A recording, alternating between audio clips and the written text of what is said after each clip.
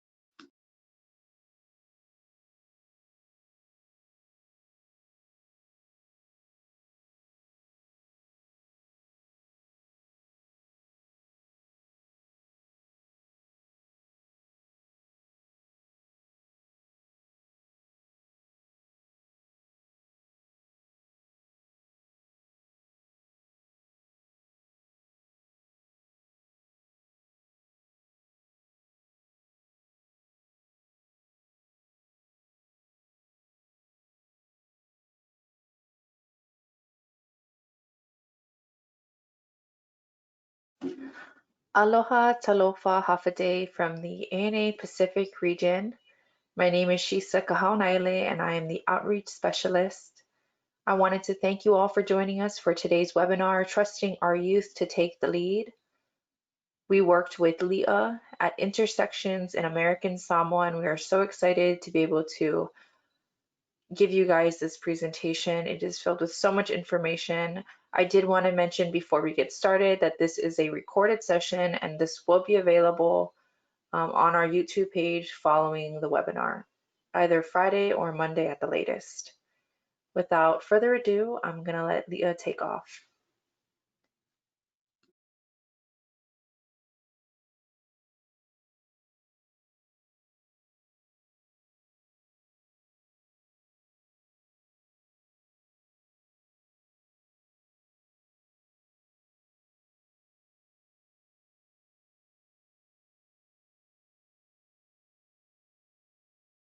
Well, pleasant greetings and talofa from American Samoa. My name is Moilili Aliitaeao-Ofisa, CEO of Intersections Inc.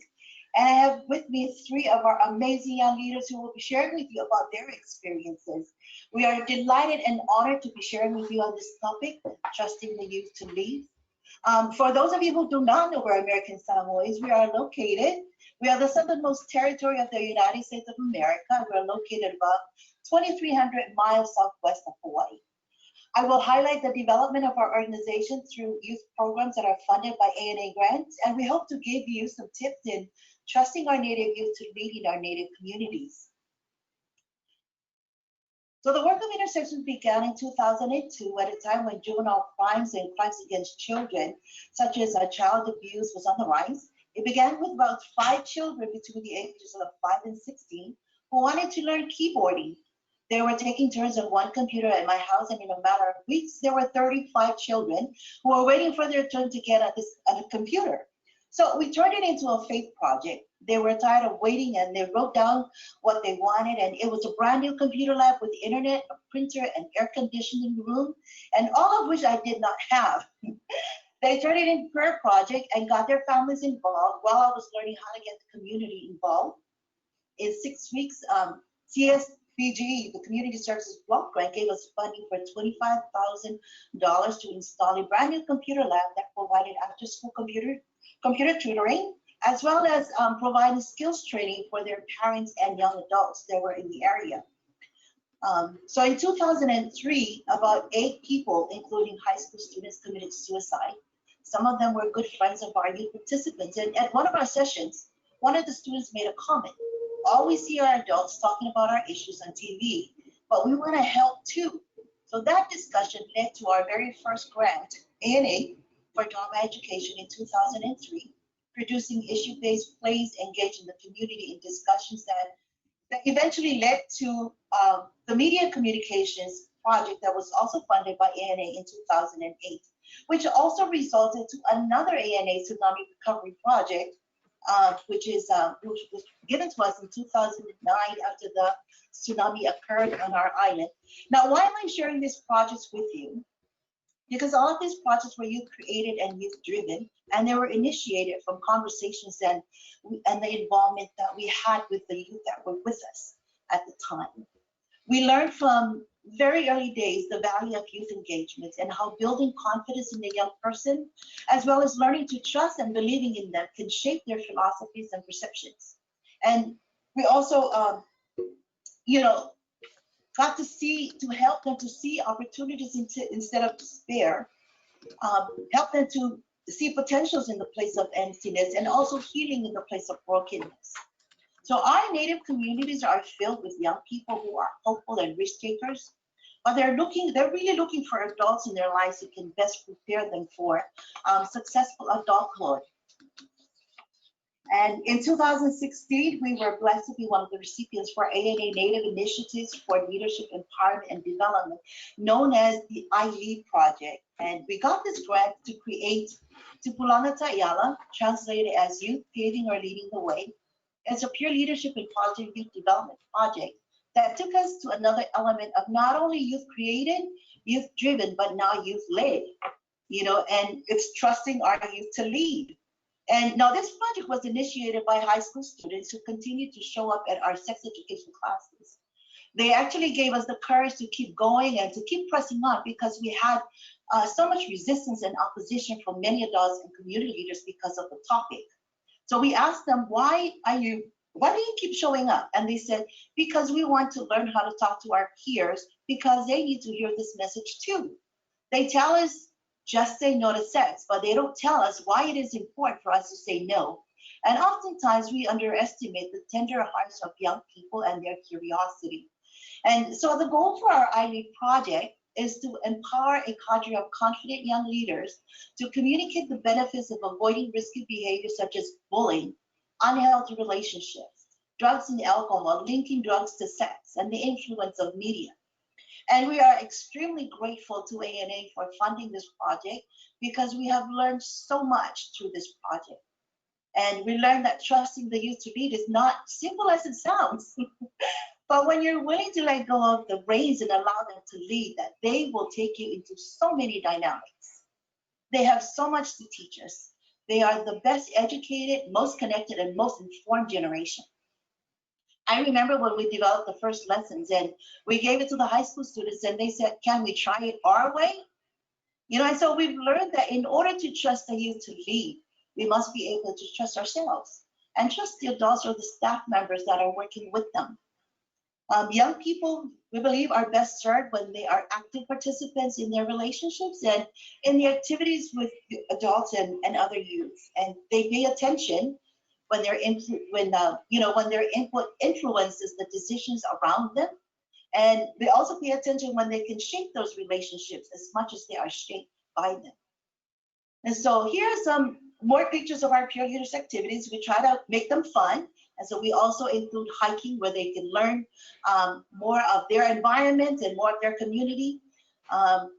We learn through different cultures through the Youth Summit.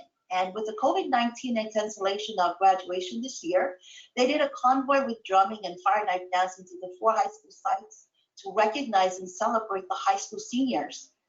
So trusting our Native youth to lead has yielded so many benefits for all of us that are involved.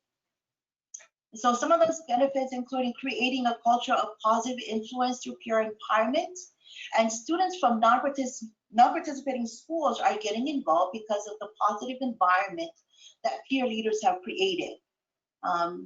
Another one benefit is seeing young people empowering other young people to become change agents and helping them to change their lives. We also are so blessed to know that and understand that every young person can create value in their communities. It can encourage young people to create opportunities. In fact, since we've implemented the ANA I-LEAD project, they've been able to create 2 more youth-led projects. And also, we were able to see the increase in collaboration, support, and community involvement. They're confident in who they are and they gain skills that are needed for adulthood preparation, such as decision-making, time management, teamwork. And they're engaged in the success sequence for poverty prevention by either getting employed after high school or continuing to college education. So our Native communities have so much to learn from our young people, I believe. They're not disengaged from our world. They're just simply savvy enough to know that we're not listening to them. So we can't just educate them about juvenile crimes and truant behaviors. We must learn to trust our young people to lead and allow them to drive the discussions that shape our lives, especially in our Native communities. So our whole process and lessons about the whole Tupulana Ta'yala process is going to be available through our Untitled Peer Leadership and Youth Development Curriculum. And today I have three young ladies, as I mentioned, that started their journey as high school peer leaders, and they now attend the local community college. Miss Geraldine Aliitaeao-Ofisa, Miss Nodua Leomiti, and Miss Perosi Vaofanua.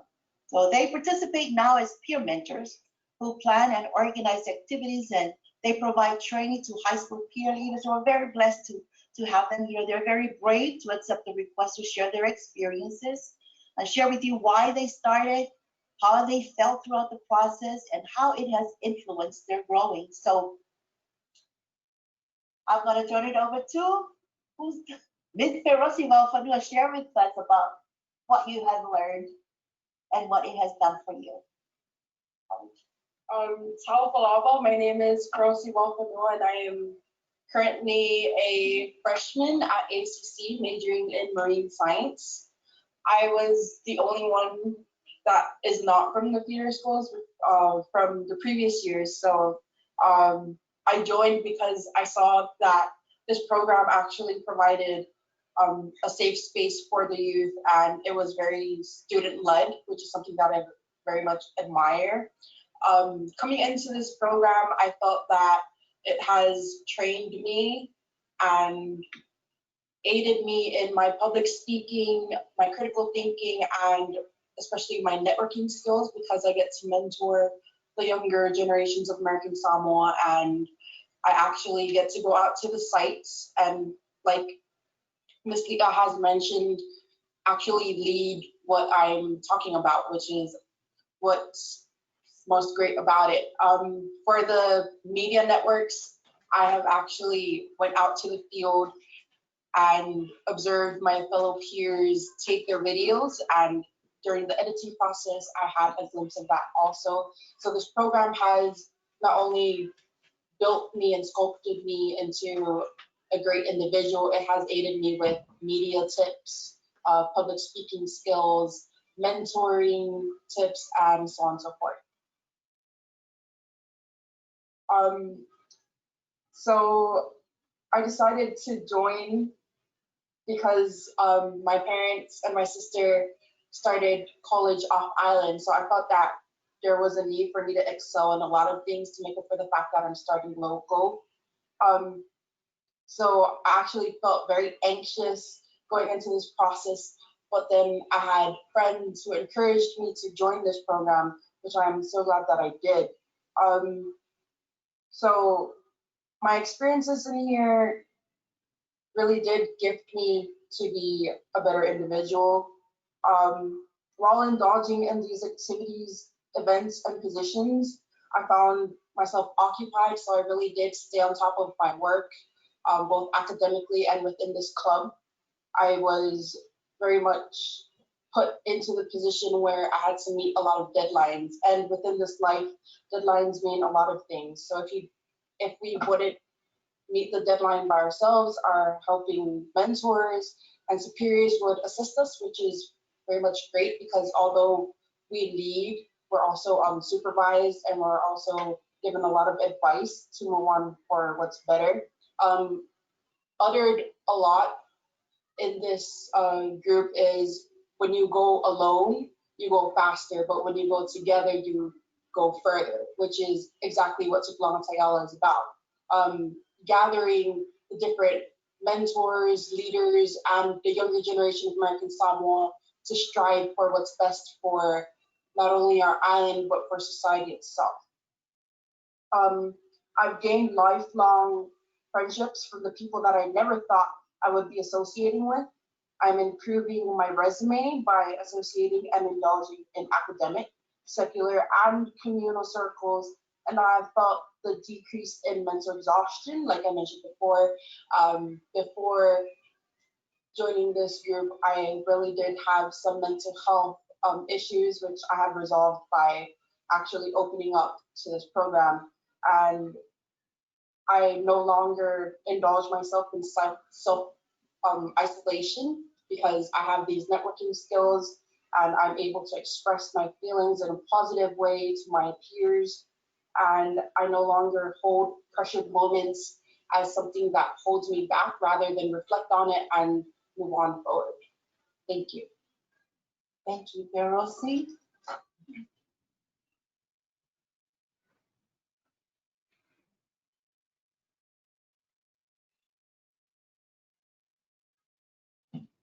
Talofa, my name is Lolwilla Miti, and I'm one of the peer leaders that started from high school. Before joining this program, I was informed by my high school counselor, and with what was presented to me, I eventually became interested and was just curious of what this program had in store for me. The first day I joined the program, it was very eye-opening. They presented us with a lot of interesting messages that about the issues that's going on in our island, and just with the idea of spreading awareness of these issues, I wanted to continue participating and helping the youth with like informing them about the local issues that we're facing. And this program allowed me to utilize my skills and talents with delivering the message to the youth and also our community.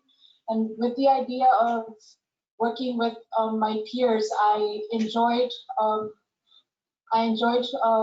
completing these projects. And being a person with experiences in media and video filming and editing, I enjoyed putting my talents in, like, having a purpose for my talents. So making videos and editing videos about the issues that's going on with our islands, and which also delivers a message, it really meant so much to me. And that is why to this day, I'm continuing. I continue to participate in this program, and from this program alone, I learned so much. And I also did.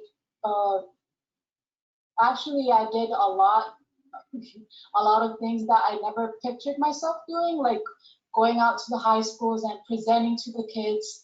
And that is something that really changes a person. And I think that's what makes more students want to participate in this program.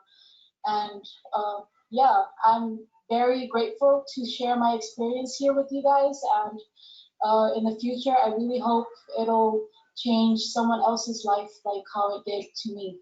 Thank you. Thank you. Lua, let me ask you a question. Share with us about, because you were engaged, you were involved in the very first project, the peer leader training, when you were training the high school students, and you guys were given the task of planning, brainstorming, and coordinate the whole event.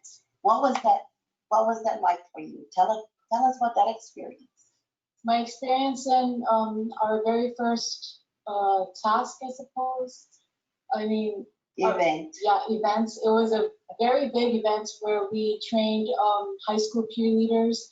I was placed as one of the team leaders for our event, and honestly, it was my first experience, actually leading a team for the first time, and it was such a huge task for me. So before doing all that, I was really underestimating myself, I suppose. Like, I didn't believe of what I could do I didn't think I would be able to have the ability to lead or actually be able to tell people, what to do and all that stuff. But my team members, they actually made me feel comfortable, and I overcome that fear of leading, and I'm proud to say that I did it. It took a lot, but as long as I had my peer leaders with me, it really made it easier for me to lead. And because we are all leaders, we actually have the same mentality, and we uplift each other. We don't really let one another down. And yeah, that's all I can say. was creating that positive environment, Mr. Bansu. Well, thank you, Lou. And you had just graduated high school at that time when you were given that big event. Yes. Thank you. Miss Geraldine. Greetings and talofa. My name is Geraldine Aliitaeao-Ofisa. I am currently attending American Samoa Community College, majoring in health science. Thank you for having me be a part of this prestigious webinar. So I first want to start off with, I have been a part of this program for about 2 years now. And in all honesty, I joined this program not knowing what to expect. I was actually recommended by my advisors and teachers at school. And being that I'm a person that likes to take up challenges, I went ahead and applied for this program. And honestly, it has been a blessing to be part of this program. I came in, I did not know what to expect from this program. I can honestly say that I can't imagine myself not being a part of this program. The best part of this program is that it is student-led, and I am the type of person that likes to be involved in my community. I like that I am given the chance to have a voice in this program. This program, like Perosi and Lolua have mentioned, it is very life-changing, and I really recommend this program to all those who struggle with having a voice in their community. So I would also like to mention that I was part of the Youth Summit that took place in New Mexico in the I-League conference last year in 2019. And that summit itself has given me a shift in perspective. I was able to see things from different viewpoints, and that is something that I very much admire about the summit, was that I was able to meet other Native Americans who also struggle with what I struggle, and I was able to expand my viewpoints on their opinions on what they go through, and it made me feel very appreciative of this program even more, because unlike us, they're not really given that chance to speak up for themselves. But I'm so glad that Tupulanga Ta'ala provides this platform for us where we can speak and spread awareness.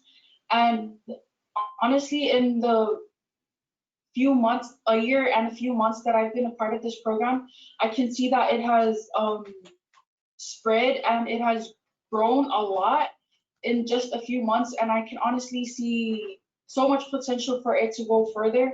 And I know that this will definitely help our youth advocate and let their voices be heard. And so I'm just so thankful for this program. Thank you, Ms. Geraldine.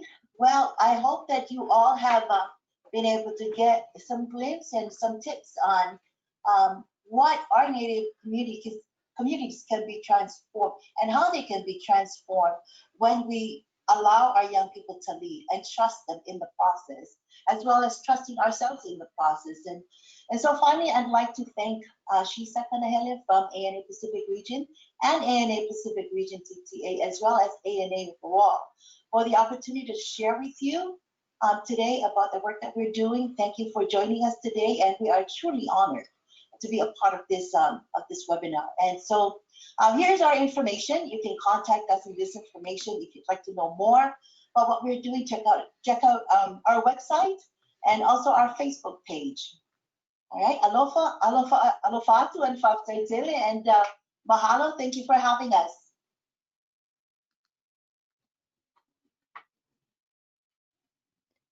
Thank you so much to Leah and Intersections for this amazing presentation and those three amazing young women that really show what this webinar was all about. And I really hope that this helps you in your organizations and your communities think about including more youth in your projects.